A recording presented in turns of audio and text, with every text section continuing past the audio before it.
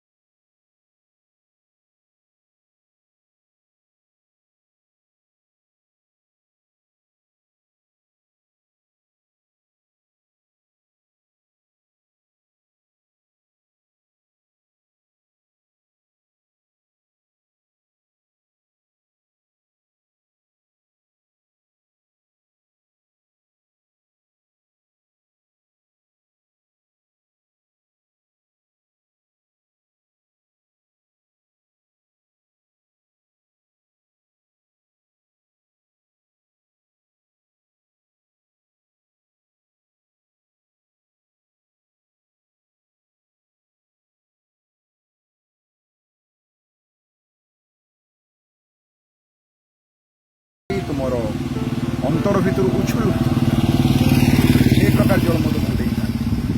ସେ ସ୍ତ୍ରୀ ଲୋକ କହିଲା, ମୁଁ ତ ବହୁତ ଗଭୀର ଆଜ୍ଞା, ଆପଣ କୋଉଠି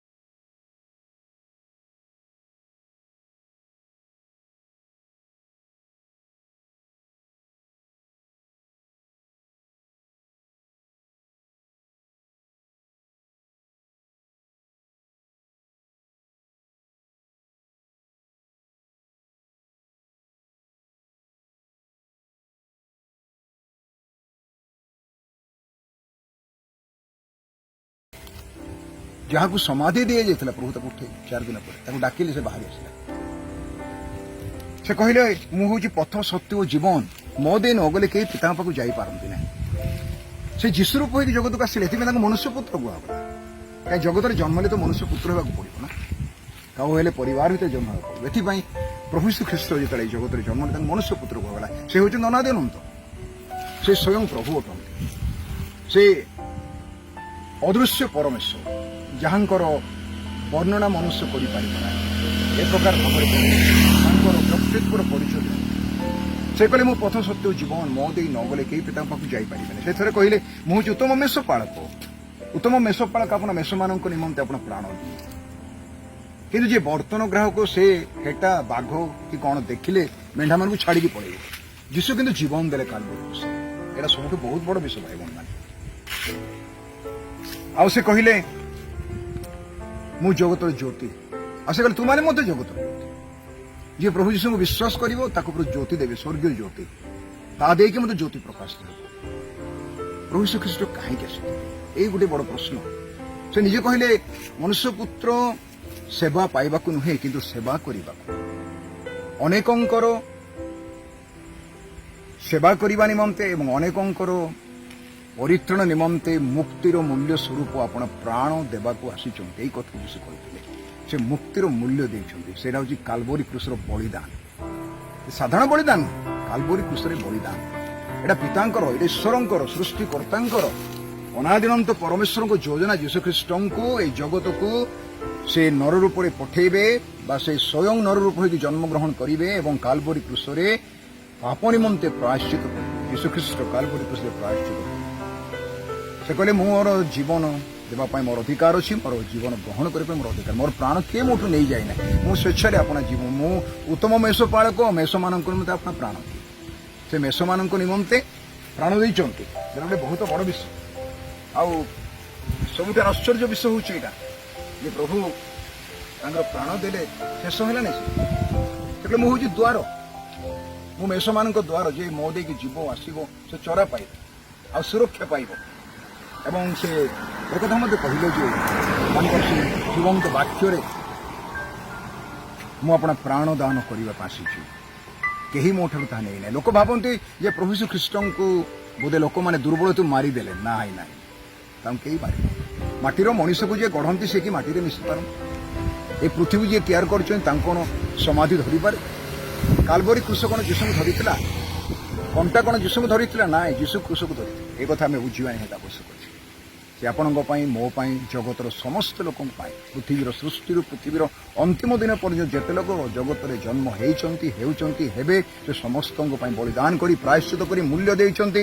ମନୁଷ୍ୟ ଉପରେ ପାପର ଅଧିକାର ନାହିଁ, ମନୁଷ୍ୟ ଉପରେ ଶୟତାନର ଅଧିକାର ନାହିଁ, ମନୁଷ୍ୟ ଉପରେ ନରକର ଅଧିକାର ନାହିଁ, ମନୁଷ୍ୟ ଉପରେ ମୃତ୍ୟୁର ଅଧିକାର ନାହିଁ, ମନୁଷ୍ୟ ଉପରେ ଅଭିଶାପର ପୃଥିବୀର ଅଧିକାର ନାହିଁ। ଯେହେତୁ ସମସ୍ତ ବିଷୟ ପାଇଁ ପ୍ରଭୁ ସମ୍ପୂର୍ଣ୍ଣ ହିସାବ କିତାବ ତୁଟାଇ ଦେଇଛନ୍ତି। ଆଉ ସେ କବରଶାୟୀ ହେଲେ, କହିଥିଲେ ମୁଁ 3 ଦିନ ପରେ ଉଠିବି, ଆଉ 3 ଦିନ ପରେ ସେ ଉଠିଲେ। ଅନେକ ଲୋକ ତାଙ୍କୁ ଦର୍ଶନ କଲେ, 40 ଦିନ ଜଗତ ରହିଲେ, ସ୍ୱର୍ଗାରୋହଣ କଲେ। ସମସ୍ତେ ଦେଖୁଛନ୍ତି ଜେରୁସାଲେମର ପୂର୍ବ ଦିଗରେ ଜିତ ପର୍ବତରୁ ସ୍ୱର୍ଗକୁ ଚାଲିଗଲେ ଏବଂ ସେ କହିଲେ ମୁଁ ଯାଉଛି ଗୃହ ପ୍ରସ୍ତୁତ କରିବା ପାଇଁ, ଆଉ ପୁନର୍ବାର ମୁଁ ଆସିବି ତୁମମାନଙ୍କୁ ନେବା ପାଇଁ। ମୁଁ ଜାଗା ପ୍ରସ୍ତୁତ କଲା ପରେ ତୁମମାନଙ୍କୁ ମୁଁ ନେବାକୁ ଆସିବି। ଈଶ୍ୱରଙ୍କ ବାକ୍ୟ ଏ କଥା କୁହେ, ଯେପରି ଯେ କେହି ତାହାଠାରେ ବିଶ୍ୱାସ କରେ ସେ ଅନନ୍ତ ଜୀବନ ପ୍ରାପ୍ତ, ସେ ଈଶ୍ୱରଙ୍କ ସନ୍ତାନ ହେବା ଅଧିକାର ପାଇବ। ପ୍ରଭୁ ଗୋଟିଏ ବିଷୟ ଦାବି କରନ୍ତି, ଯୀଶୁଖ୍ରୀଷ୍ଟଙ୍କ ନାମରେ ବିଶ୍ୱାସ କରିବା, ତାଙ୍କ ଅନ୍ତରରେ ଗ୍ରହଣ କରିବା ଏବଂ ଅନନ୍ତକାଳୀନ ପରିତ୍ରାଣ ପାଇବା, ପାପକ୍ଷମ ପାଇବା। ଏଇଟା ହିଁ ଯୀଶୁ ଆଶା କରେ, ଆଉ ଅନ୍ୟ କୌଣସି ବିଷୟ ନୁହେଁ। ଏଥିପାଇଁ ଆପଣଙ୍କର ଆଉ ମୋର ଜୀବନର ସମସ୍ତ ହିସାବ କିତାବ ଯୀଶୁ କାଲବରୀ କ୍ରୁଶରେ ତୁଟାଇ ଦେଇଛନ୍ତି। ଏହି ପ୍ରକୃତି ତାହା ବର୍ଣ୍ଣନା କରୁଛି ତାଙ୍କର ପ୍ରେମ। ଏହି ବର୍ଷା ବର୍ତ୍ତମାନ ଦିଆଯାଇଛି, ବର୍ଷା ଆରମ୍ଭ ହେଉଛି, ଏଇଟା ପ୍ରଭୁଙ୍କର ପ୍ରେମକୁ ବର୍ଣ୍ଣନା କରେ। ସେ ମନୁଷ୍ୟ ପାଇଁ କେତେ ଚିନ୍ତିତ, କେତେବେଳେ କ'ଣ କରୁଛନ୍ତି, ଋତୁ ପରିବର୍ତ୍ତନ ଉପରେ ସମସ୍ତ ବିଷୟ କରୁଛନ୍ତି। ଏ ବିଷୟ ଅତି ଗୁରୁତ୍ୱପୂର୍ଣ୍ଣ। ଏଥିପାଇଁ ମୋର ପ୍ରିୟ ଭାଇ ଭଉଣୀମାନେ, ଏହି ସୌନ୍ଦର୍ଯ୍ୟ, ଏହି ପ୍ରକୃତିର ସମାବେଶ ଭିତରେ ପ୍ରଭୁଙ୍କ ଉପସ୍ଥିତି, ସୃଷ୍ଟିକର୍ତ୍ତା ଯେ ଜଣେ ଅଛନ୍ତି ଆଉ ସେ ନିଜର ସୃଷ୍ଟ ମନୁଷ୍ୟ ନିମନ୍ତେ ଚିନ୍ତିତ, ଏ କଥା ଆମେ ସମସ୍ତେ ଉପଲବ୍ଧି କରିପାରିବା। ପ୍ରଭୁ ଆପଣଙ୍କ ଆଶୀର୍ବାଦ କରନ୍ତୁ। ଯଦି ଆପଣ କିଛି ଏଇ ଛୋଟ ସମ୍ବାଦ ଦ୍ୱାରା କିଛି ଅନୁଗ୍ରହ ପାଇଲେ, ପ୍ରଭୁଙ୍କର କି ଆଶୀର୍ବାଦ ପାଇଲେ, କି ଆନନ୍ଦ ପାଇଲେ, ଆପଣ ସେଇଟା ହିଁ ପ୍ରକୃତି ଆପଣଙ୍କ ପାଇଁ ଏକ ଆଶୀର୍ବାଦ ହେବ। ପ୍ରଭୁ ଆପଣଙ୍କ ଆଶୀର୍ବାଦ କରନ୍ତୁ। ଆମ ସମସ୍ତଙ୍କ ଧନ୍ୟବାଦ।